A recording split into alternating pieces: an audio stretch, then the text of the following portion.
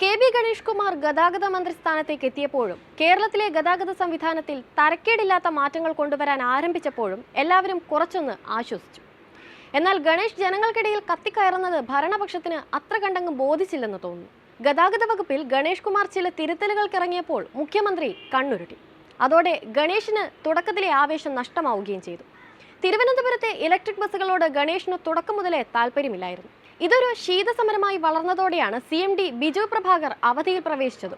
അതുകൊണ്ടിപ്പോൾ ടൂറിസത്തിനായി കൊട്ടിഘോഷിച്ച് കൊണ്ടുവന്ന KSRTC Swift ബസിന്റെ electric double decker ബസ്സുകൾ ഒരു മാസമായിട്ടും ഓട്ടം തുടങ്ങിയിട്ടില്ല. കേന്ദ്ര സഹായത്തോടെയുള്ള സ്മാർട്ട് സിറ്റി പദ്ധതിയുടെ ഭാഗമായി ലഭിച്ച 20 ഇലക്ട്രിക് ബസ്സുകളും ഇതുപോലെ കട്ടപ്പുറത്താണ്. വിനോദസഞ്ചാരികൾക്ക് തിരുവനന്തപുരം നഗരം ചുറ്റി കാഴ്ചകൾ ആസ്വദിക്കാനാണ് സ്മാർട്ട് സിറ്റി പദ്ധതിയുടെ ഭാഗമായി 25 ദിവസങ്ങൾക്ക് മുൻപ് 2 ഇലക്ട്രിക് ബസ്സുകൾ കൊണ്ടുവന്നത്. ഗതാഗത മന്ത്രി നേരിട്ട് വന്ന് ആഘോഷപൂർവ്വം ട്രയൽ റണ്ണും നടത്തി.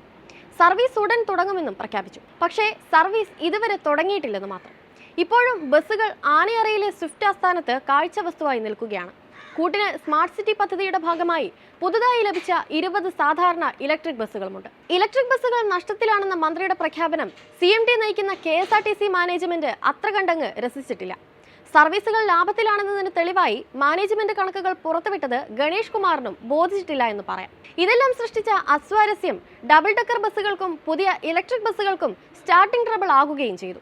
പക്ഷേ തർക്കങ്ങളൊന്നുമില്ലെന്നും മുഖ്യമന്ത്രിയുടെ സമയം കിട്ടിയാലുടൻ ഡബിൾ ഡെക്കർ ബസ്സുകളുടെ ഉദ്ഘാടനം ഉണ്ടാകുമെന്നുമാണ് KSRTC മാനേജ്മെന്റിന്റെ ഔദ്യോഗിക വിശദീകരണം. ഗതാഗത മന്ത്രി കെ.ബി. ഗണേഷ് കുമാറുമായുള്ള അഭിപ്രായ ഭിന്നതയെ തുടർന്നാണ് ബിജു പ്രഭാകർ സ്ഥാനമൊഴിയാൻ സർക്കാരിൽ സന്നദ്ധത അറിയിച്ചത്. ആന്റണി രാജുവിന്റെ പകരക്കാരനായി ഗതാഗത മന്ത്രി സ്ഥാനത്ത് കെ.ബി. ഗണേഷ് കുമാർ എത്തിയപ്പോൾ മുതൽ ബിജു പ്രഭാകറുമായി നയപരമായ വിഷയങ്ങളിൽ അഭിപ്രായ ഭിന്നതയുണ്ടായിരുന്നു. എങ്കിലും അദ്ദേഹം MD സ്ഥാനത്ത് തുടരുകയായിരുന്നു. ഇത്തരം വിഷയങ്ങളിൽ ഗണേഷ് കുമാർ പരസ്യമായി വിയോജിപ്പ് രേഖപ്പെടുത്തിയപ്പോൾ അത് മാനേജ്മെന്റിന്റെ പിടിപ്പുകേടായി വ്യാഖ്യാനിക്കപ്പെട്ടിരുന്നു. ഈ സാഹചര്യത്തിൽ തന്നെയും മാറ്റണമെന്ന നിലപാടാണ് ബിജു പ്രഭാകറിന് ആദ്യം മുതൽ ഉണ്ടായിരുന്നത്. ഇലക്ട്രിക് ബസ്സുമായി ബന്ധപ്പെട്ട വിഷയത്തിലും ഗണേഷ് കുമാർ സ്വീകരിച്ച നിലപാട് ഭിന്നത രൂക്ഷമാക്കി.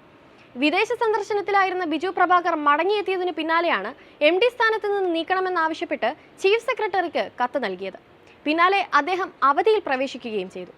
എന്നാൽ ബിജു പ്രഭാകറുമായി യാതൊരുവിധ അഭിപ്രായ ഭിന്നതയും പ്രശ്നങ്ങളുമില്ലെന്ന് കഴിഞ്ഞ ദിവസം തന്നെ ഗണേഷ് കുമാർ മാധ്യമങ്ങൾക്ക് മുന്നിൽ വിശദീകരിച്ചിരുന്നു.